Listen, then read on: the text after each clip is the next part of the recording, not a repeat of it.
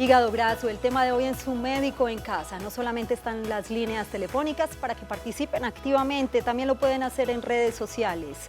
En Twitter nos encuentran como numeral Su Médico en Casa, @Teleantioquia, y en Facebook estamos como canal Teleantioquia.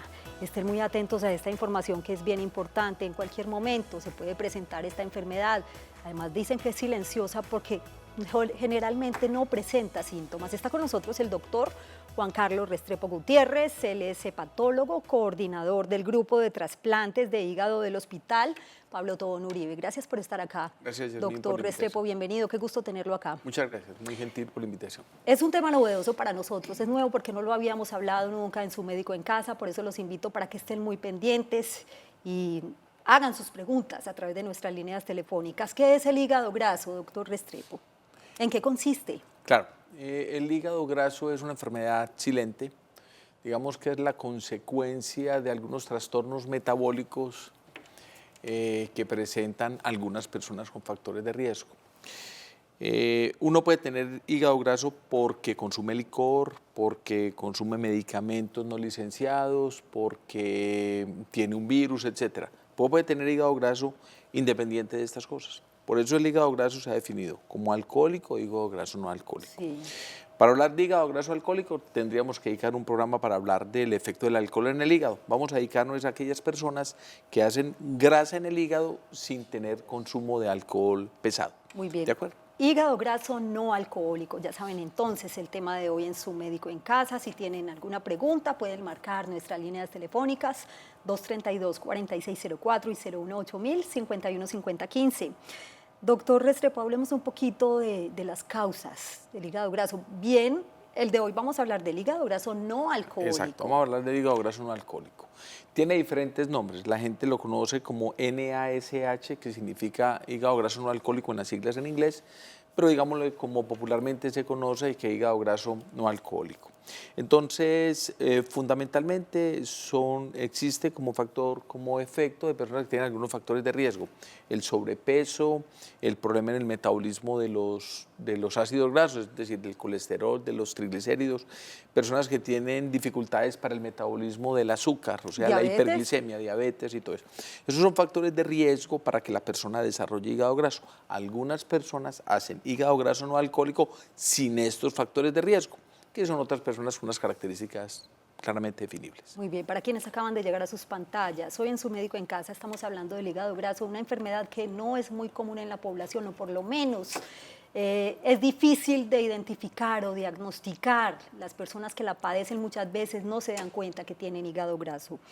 Doctor, ya tocamos un poquito el tema de los factores de riesgo. Sabemos entonces que la diabetes, por ejemplo, es un factor predisponente, como lo acaba de decir, pero también hay unos síntomas. Si es en la mayoría de los casos silente, como usted lo decía ahorita, Sí. ¿cómo me doy cuenta si tengo hígado graso?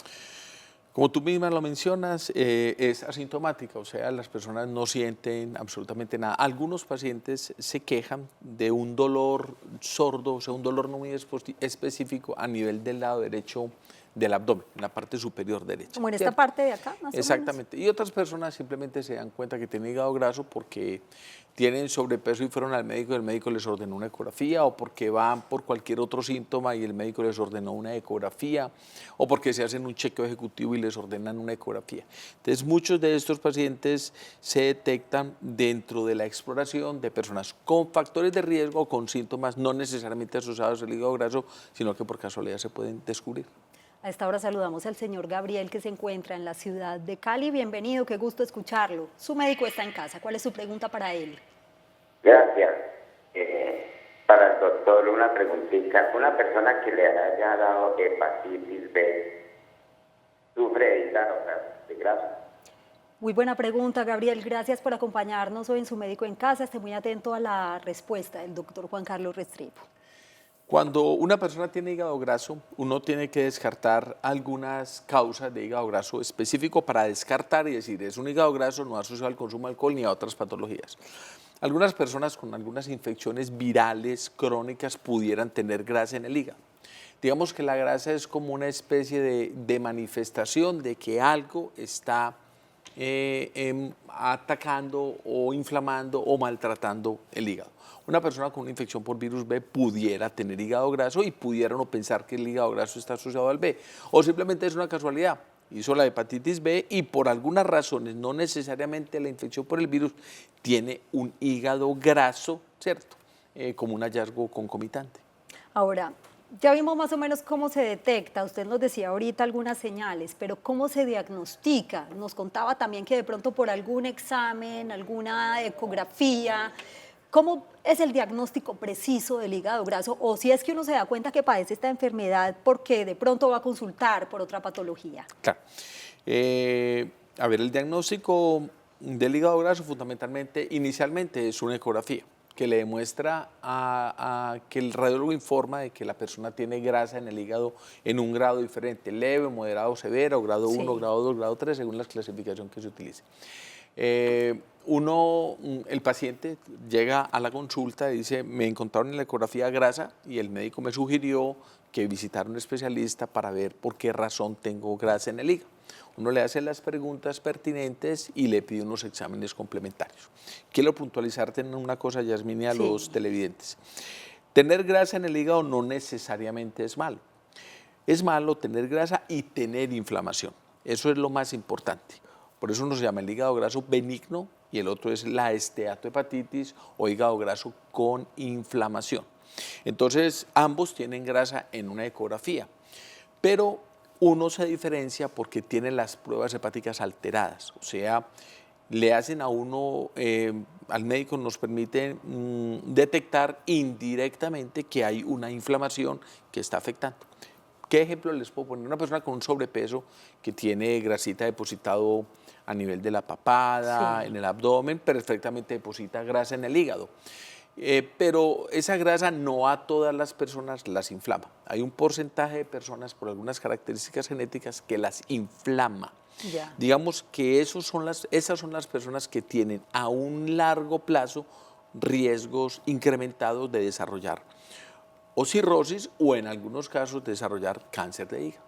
Ahora, ¿quiénes son más propensos a padecer esta enfermedad? Si hay casos excepcionales también, como lo leía cuando estaba investigando sobre el tema, si se puede presentar en niños o en adolescentes o en pacientes muy adultos. De eso hablaremos en un minuto porque antes saludamos a Gloria que nos acompaña aquí en el barrio Simón Bolívar. Ustedes son los protagonistas en este consultorio de salud. Bienvenida, Gloria. ¿Y cuál es su pregunta? Gloria, la escuchamos. ¿Por qué razón tengo hígado graso si yo no como grasa? ¿Y se lo diagnosticaron ya? Hace muchos años. Doctor, ¿alguna pregunta para Gloria? Perfecto, sí. Doña Gloria, yo le voy a hacer estas aclaraciones y estas preguntas, ¿cierto? Sí.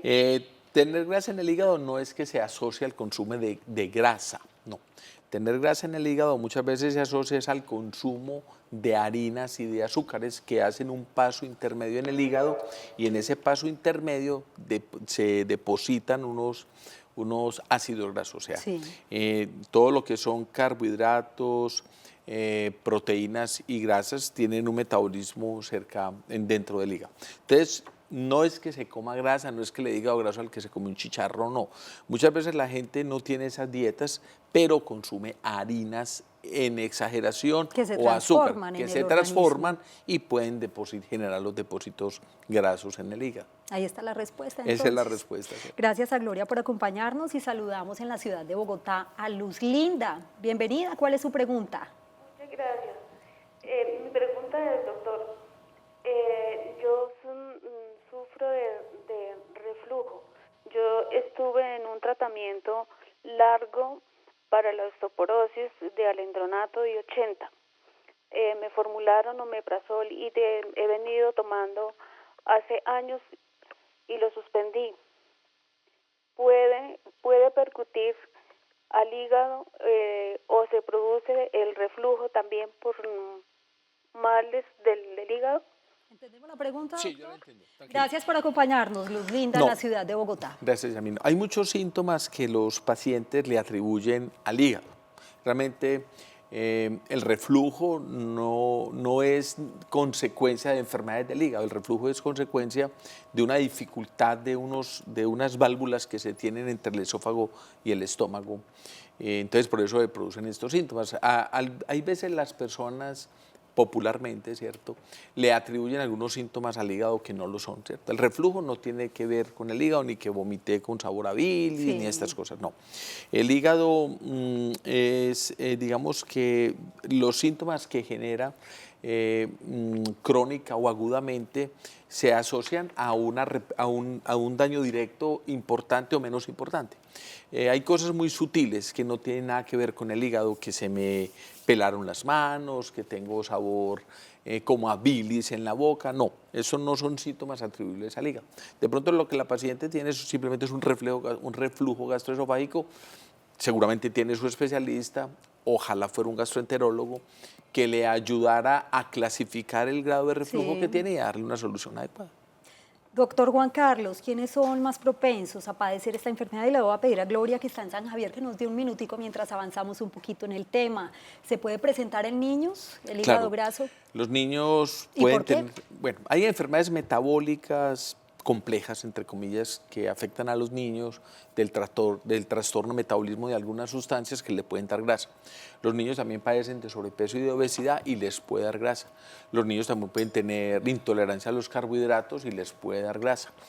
Los niños y los adolescentes. O sea que los niños y los adolescentes también son una población objeto de la enfermedad grasa del hígado con o sin inflamación. Muy bien, saludamos ahora sí a Gloria antes de ir a la pausa. Se encuentra en San Javier, bienvenida. Buenas tardes, ¿cómo están? Muy bien, gracias, Para Gloria. felicitarlos por el programa. Gracias, es de ustedes. Adelante con su pregunta. Para preguntarle al médico, yo sufro de muchos dolores de cabeza y tomo muchos analgésicos. Y hace por ahí un mes me ha estado doliendo mucho el estómago. Por todo me da muchos cólicos. A ver si de pronto es que irán a sufrir del hígado. Muchas gracias. Gracias a usted por acompañarnos. Gracias, doctor. Perfecto, a ver. El consumo de analgésicos no formulados o formulados en cantidad importante, pues indirectamente pudieran afectar el hígado, pero lo más seguro es que el primer órgano de choque en este momento sea el estómago. De pronto el exceso de estos analgésicos le está produciendo a la paciente una gastritis o úlceras asociadas al consumo de algunos medicamentos. Seguramente le ordenan una endoscopia, seguramente le van a pedir una ecografía del abdomen y es probable que de pronto encuentren que tiene hígado graso. No necesariamente relacionado ni atribuido al consumo de estos medicamentos. Muy bien. Qué agradable es esta conversación con el doctor Juan Carlos Restrepo. Él es médico hepatólogo, coordinador del grupo de trasplantes de hígado del Hospital Pablo Tobón Uribe, a quien le agradecemos hoy su presencia en Su Médico en Casa. Es momento de hacer una breve pausa, un minuto no más, pero enseguida regresamos con unos datos pero muy valiosos para que los tengan presentes. Volvemos. Regresamos a Su Médico en Casa con el tema del día, hígado graso. Gracias por continuar con nosotros. Tengan presentes estos datos muy importantes y tomen nota. La obesidad y el sobrepeso son sin duda los factores más relevantes en el desarrollo del hígado graso no alcohólico. Otros factores importantes son la presencia de diabetes, elevación de los niveles triglicéridos en la sangre y factores genéticos. El hígado graso no alcohólico se produce en personas que beben poco o nada de alcohol. Afecta a un porcentaje importante de la población. También puede presentarse en niños. Algunas medidas que el paciente puede tomar para prevenir o revertir, al menos en parte, el daño hepático: perder peso, evitar totalmente el consumo de alcohol, ejercitarse regularmente, consumir una dieta balanceada y saludable, evitar el consumo de medicinas innecesarias, ser evaluado por un especialista con el propósito de valorar su riesgo de enfermedad hepática y descartar otras enfermedades del hígado. Y a esta hora también saludamos a la señora Luz Estela. Bienvenida, ¿y cuál es su pregunta? Muchas gracias, buenas tardes, doctor. Buenas tardes. Para preguntarle algo, tengo hígado graso y me salió en mi ecografía 184, 184, ya se me ha perdido, como me ha cogido un poco la vesícula, tengo sobrepeso y no he podido adelgazar. Me siento preocupada de pensar en que puedo desarrollar un cáncer en el hígado. Muchas gracias. A usted, Luz Estela, gracias por acompañarnos, doctor Juan Carlos. Gracias. Yo aprovecho una cosa, Luz Estela, y le aclaro. A ver, el manejo del hígado graso es un manejo interdisciplinario. Y hago un comentario. Nosotros en el Palo Tobón recientemente conformamos un instituto que se llama IVIPA, que es el Instituto para el Tratamiento, el Diagnóstico y Tratamiento de las Enfermedades que comprometen el hígado, la vía biliar y el páncreas, y tenemos un grupo dedicado al manejo del hígado graso. Entonces, lo que dice la paciente, obviamente debe estar preocupada, pero para eso existen los grupos transdisciplinarios, ¿cierto? Asiste a una consulta, uno define unos factores de riesgo, con seguridad la dirección a uno hacia una nutricionista o hacia un endocrinólogo que le puede prestar a uno colaboración para que le maneje el exceso de colesterol, el exceso de triglicéridos, la nutricionista le ayude con una dieta adecuada. Por ejemplo, lo que Yasmín colocó ahí, esas notas rayan con la perfección. Es decir, la información Gracias, doctor. Estuvo bien la investigación. Bastante bien. Toda esa información es una condensación de lo que uno puede hacer con un paciente. ¿Cuál es el propósito de uno, no como médico, porque yo hablo es como grupo, tratar de solucionarle al paciente su problema, todo su entorno, ¿cierto? Personal, social, etcétera, para que pueda diagnosticarse y resolver su problema de una manera transdisciplinaria. Lo apoya el hepatólogo, el endocrinólogo, la nutricionista, etcétera, etcétera, para que se pueda hacer un manejo transdisciplinario, bajar colesterol, triglicéridos, aumentar el ejercicio, tener una dieta adecuada y evitar. Uno muchas veces puede que no evite que se deposite la grasa que ya se depositó, sino que esa grasa no inflame. El problema es que la inflamación lleva a fibrosis, la fibrosis lleva a cirrosis y la cirrosis es un factor de riesgo para el desarrollo de cáncer de hígado. Y algunos pacientes no necesariamente son cirróticos, sino que han estado sometidos mucho tiempo a inflamación, grasa más inflamación, y pueden desarrollar un hepatocarcinoma o un cáncer maligno del hígado. Recibimos una última llamada muy breve, por favor, Daniel, lo escuchamos y bienvenido. Muy buenas noches, muchas gracias. Yo quería preguntarle algo al doctor.